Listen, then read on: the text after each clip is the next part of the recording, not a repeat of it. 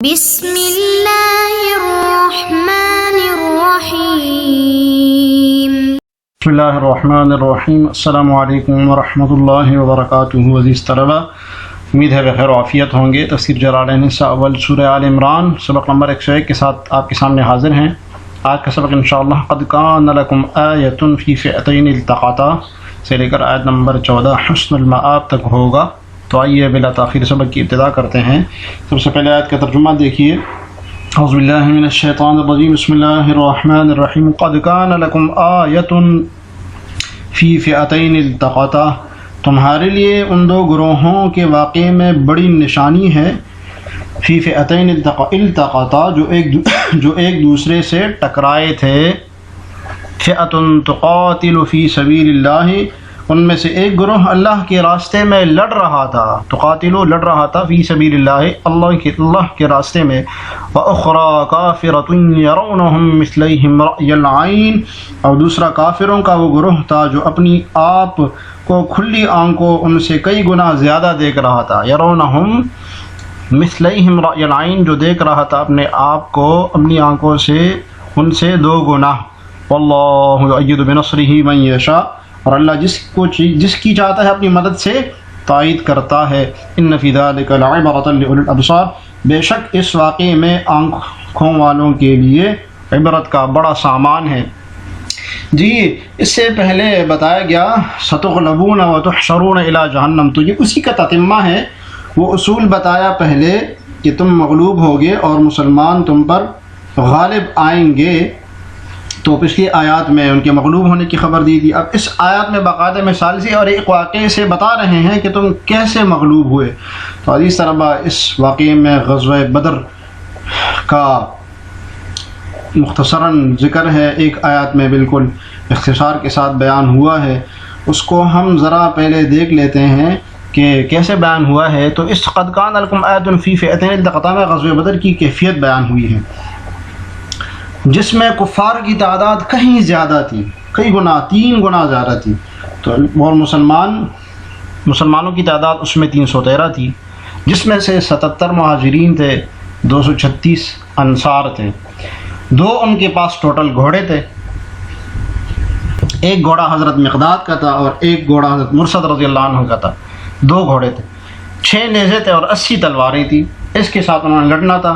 کفار کی تعداد کتنی تھی؟ 1000 تھے، 3 گنا مسلمانوں سے زیادہ، ٹھیک ہے۔ ان کے پاس 700 اونٹ تھے، 100 گھوڑے تھے۔ تو مسلمانوں کا لشکر کفار کے سامنے بہت ہی قلیل تھا، وہ دیکھنے میں خود کو بہت زیادہ دیکھ رہے تھے، لیکن دونوں جماعتوں کا جب آپس میں آمنا سامنا ہوا تو کفار کو عبرتناک شکست ہوئی۔ تو مشرکین کے 70 آدمی مارے گئے، جس میں بڑے بڑے ابو جہل، عتبہ بن ربیعہ، شیبہ اور امیہ بن خلف، بڑے بڑے سردار شامل تھے، اور 70 گرفتار ہوئے۔ تو اللہ تعالیٰ نے پچھلی آیت جو ستغلبون والی آیت تھی اس کی تائید کی اس آیت سے، اور مسلمانوں کو فتح نصیب کی، اور اس کو حق و باطل کی لڑائی کہا جاتا ہے۔ تو یہ کچھ مختصراً جو ہے نا غزوہ بدر کا پس منظر تھا۔ آئیے واپس سبق کی طرف چلتے ہیں۔ قد کان لکم آیۃ عبرۃ، تمہارے لیے اس میں نشانیاں ہیں۔ لکم کا مخاطب کون ہے؟ لکم کے مخاطبین مشرکین بھی ہو سکتے ہیں، کہ مشرکین کے لیے غزوہ بدر کا جو واقعہ تھا اس میں بڑی عبرت تھی کہ کیسے اللہ تعالیٰ نے اتنے کم تعداد میں مسلمانوں سے ان کے ہاتھ شکست ہو گئی۔ یہود بھی ہو سکتے ہیں جو مسلمانوں سے کہتے تھے کہ تمہارا واسطہ تو ابھی صرف لڑکوں سے پڑا ہے، اور مسلمان بھی ہو سکتے ہیں کہ اللہ تعالیٰ نے تمہیں فتح دی دی اتنے بڑے لشکر کے مقابلے میں تمہیں، تو عبرت نصیحت ہے۔ وَذَكَّرَ الْفِعْلَ لِلْفَصْلِ، ایک سوال کا جواب دے رہے ہیں صاحب جلالین۔ سوال یہ ہوتا ہے کہ آیتن تو مؤنث ہے، کانا کا جو اسم بن رہا ہے، اور کانا خود مذکر آیا ہوا ہے، تو مذکر کیوں لائے ہیں؟ اشکال ہوتا ہے۔ تو جواب دے رہے ہیں کہ بھائی فعل کو مذکر، کانا کو اس لیے مذکر بیان کیا للفصل، کیونکہ درمیان میں اس کے اسم اور اس کے درمیان میں فصل ہے، لکم، ٹھیک ہے، تو فصل کی وجہ سے کانوں کو مذکر بیان کیا، اور یہ جائز کر سکتے ہیں۔ مذکر الفعل الفصل، فعل کو مذکر بیان کیا کانوں کو فصل کی وجہ سے۔ فی فئتین، فرقتین، دو جماعتوں میں، ٹھیک ہے۔ التقطا، جب آپ اس میں ان کی لڑائی ہوئی، یوم بدر للقتال، جی موقع التقاء کا موقع کہاں پہ تھا؟ بدر کے دن للقتال جنگ کے لیے. مقصد کیا تھا؟ جنگ تھی. فئۃ تقاتل فی سبیل اللہ، کوئی جماعت تھی جو اللہ کے راستے میں لڑ رہی تھی. اطاعتہ، اللہ کے راستے میں لڑنے کا مطلب ہے کہ اللہ کی اطاعت میں، اللہ تعالیٰ کی منشا مرضی مقتضا یہی ہے. وہم النبی صلی اللہ علیہ وسلم اصحابہ مصداق، فئۃ کا مصداق وہ کون تھے؟ وہ محمد صلی اللہ علیہ وسلم تھے اور آپ کے صحابہ تھے. اب تعین تتمہ واقع اور تعین بتا رہے ہیں. وکانوا 313 رجلا، وہ 313 تھے. کتنے تھے؟ 313 آدمی. معہم فرسان، ان کے ساتھ 2 گھوڑے تھے. وست ادرع، اور 6 زرہ تھے، 6 نیزے تھے. وثمانیۃ سیوف، اور 80 تلواریں تھیں. واکثرہم رجالۃ، اور اکثر ان میں پیدل تھے. ٹھیک ہے، سواریاں نہیں تھی کوئی، یعنی رجال جمع راجل کی جمع ہے. واخری، اور دوسری جماعت کافرۃ، کافروں کی تھی. یرونہم، جو دیکھ رہے تھے خود کو، بالیاء والتاء، یرونہم بیان قراءت دونوں پڑھ سکتے ہیں. ای للکفار، مقصد کون ہے؟ ہم ضمیر کا مرجع ہے، کفار. مثلیہم، ان دونوں کی، ان کے دوہرا دیکھ رہے تھے، 2 گنا دیکھ رہے تھے. المسلمین، مسلمانوں کی. ای اکثر منہم، ان سے زیادہ. کانوا نحو 1000، وہ 1000 تک تھے. ٹھیک ہے، 3 گنا تھے. رأی العین، کھلی آنکھوں سے. رؤیۃ ظاہرۃ معاینۃ، جی دیکھنے میں بھی، ظاہری طور پر بھی، اور مشاہدہ اور معائنہ سے بھی، تینوں صورتوں میں زیادہ نظر آ رہے تھے. وقد نصر اللہ مع قلتہم، اور اللہ تعالیٰ نے مدد کی ان کی قلت کے باوجود، مسلمانوں کی اللہ تعالیٰ نے مدد کی. تتمہ واقعہ. واللہ یؤید، اور اللہ تو اب اصول کا بیان ہے، اللہ تعالیٰ تائید کرتے ہیں. یقوی، طاقت دیتے ہیں. بنصری، اپنی مدد کے ساتھ. جو اس کے ساتھ اللہ تعالیٰ کی مدد ہوتی ہے، طاقت اس پاور اسی کے ساتھ ہوتی ہے. من یشاء، جس کو چاہتے ہیں. نصرہ، اس کی مدد کرتے ہیں. ان فی ذلک، بے شک اس میں، کس میں؟ المذکور، یہ مذکورہ واقعہ میں، واقعہ بدر میں. عبرۃ، نصیحت ہے. دوبارہ بتا رہے ہیں اللہ تعالیٰ، نصیحت ہے. لأولی الابصار، دیکھنے والوں، آنکھوں والوں کے لیے. لذوی البصائر، آنکھوں والوں کے لیے. ٹھیک ہے، بتا رہے ہیں کہ اولو ذو کے معنی میں ہے. افلا تعتبرون، پس تم عبرت کیوں نہیں حاصل کرتے ہو؟ بذالک، اس سے. فتؤمنون، کہ تم ایمان لے آؤ. ٹھیک ہے، تو استفہام انکاری ہے. جی آگے چلیں، ترجمہ دیکھیے. زین للناس حب الشہوات من النساء والبنین والقناطیر المقنطرۃ، لوگوں کے لیے ان چیزوں کی محبت خوشنما بنا دی گئی ہے جو ان کی نفسانی خواہش کے مطابق ہو. زین للناس، خوشنما معلوم ہوتی ہے اکثر لوگوں کو. حب الشہوات، مرغوب چیزوں کی محبت. من النساء، مثلا عورتیں ہوئیں. والبنین، بیٹھے ہوئے. والقناطیر المقنطرۃ، اور لگے ہوئے، ڈیر ہوئے سونے اور چاندی کے. من الذهب والفضة والخیل المسومۃ، اور نشان زدہ گھوڑے ہو گئے. والانعام، اور مویشی ہوئے. والحرث، اور زراعت ہوئی.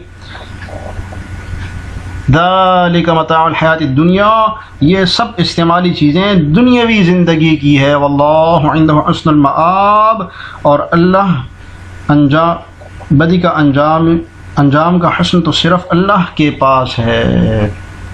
جی گزشتہ آیات میں کفار اور مشرکین کے حال کا بیان تھا کہ وہ بڑے جاہ و جلال، مال و دولت کے ساتھ آئے تھے، نشے میں چور ہو کر آئے تھے، لیکن پھر بھی ان کو شکست ہو گئی.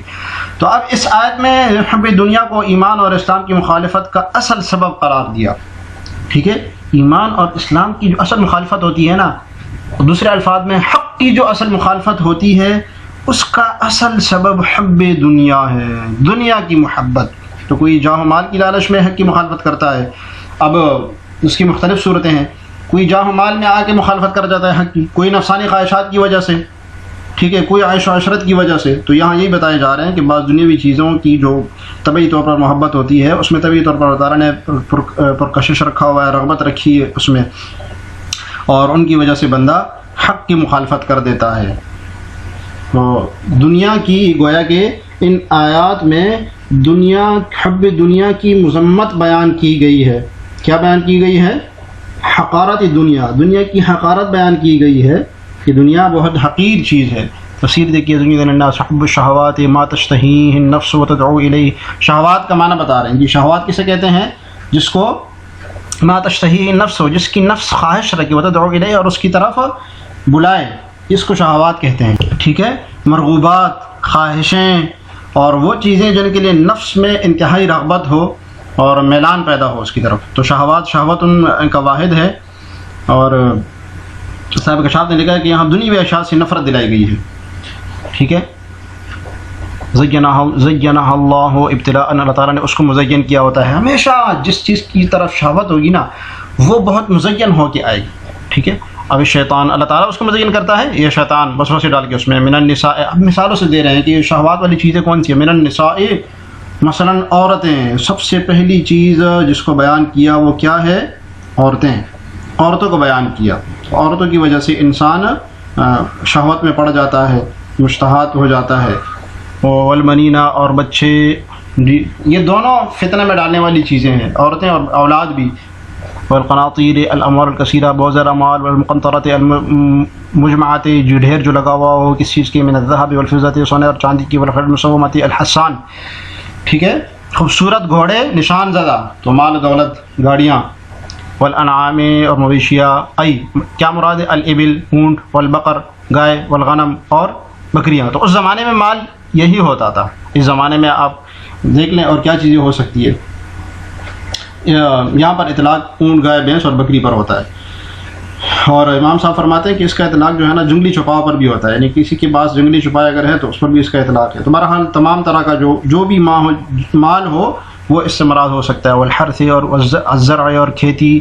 ذالک المذکور، یہ تمام مذکورہ چیزیں مطلب الحیات الدنیا، دنیاوی زندگی کا سامان ہے. ٹھیک ہے، یہ سب دنیاوی زندگی کا سامان ہے. اور فرمایا رأس کل حب الدنیا رأس کل خطیہ، کہ دنیا کی محبت ہر خطا کا جڑ ہے. ہر خطا اس دنیا کی محبت سے پیدا ہوتی ہے. انہی اشیاء کی وجہ سے انسان کا تعلق ٹوٹ جاتا ہے دوسرے لوگوں سے، اور آپس میں تعلق ٹوٹ جاتا ہے. اور آگے فرمایا یتمتع بہ فیہا ثم یفنی، کہ وہ انسان اس سے پہلے فائدہ اٹھا لیتا ہے، ثم یفنا، پھر وہ فنا ہو جاتی ہے. دنیا کی چیز یہی ہے. واللہ عنده حسن المآب، اور اللہ کے ہاں اس کا بہترین بدلہ ہے. المرجع وهو الجنہ، وہ کیا ہے؟ جنت ہے. فینبغی الرغبۃ فیہ دون غیرہ، تو اس کو چاہیے کہ اس میں رغبت کرے، یعنی آخرت میں، دون غیر، اس کے علاوہ اور کسی چیز میں نہیں کرے. اب یہاں سب سے پہلے عورت کو جو ذکر کیا ہے نا، عورت کو اس لیے ذکر کیا ہے اور اس کے بعد اس کی اولاد کو ذکر کیا ہے کیونکہ انسان جن چیزوں کے حصول کے لیے کوشش کرتا ہے نا اس کا اصل سبب عورت ہوتی ہے یا اس کی اولاد ہوتی ہے. عورت کے لیے یا اس کی جو اولاد ہوتی ہے، خاندان ہوتا ہے، اس کے لیے سب کچھ کر رہا ہوتا ہے، اس لیے سب سے ٹاپ پہ اس کو رکھا. اس کے بعد سونا چاندی کا ذکر آتا ہے، اور مال مویشی اموال کا ذکر آتا ہے. تو اللہ تعالیٰ کی حکمت ہے اس میں. یہ اس طلب آج کے سبق سے متعلق سوال ہے کہ غزوہ بدر میں انصار اور مہاجرین صحابہ کی تعداد کتنی تھی؟ تو آپ نے الگ الگ بتانی ہے کہ انصار اتنے تھے، مہاجرین اتنے تھے. کمنٹس میں لکھنا ہے. اللہ تعالیٰ ہمیں جلالین پڑھنے سمجھنے کی توفیق عطا فرمائے. السلام علیکم ورحمۃ اللہ وبرکاتہ.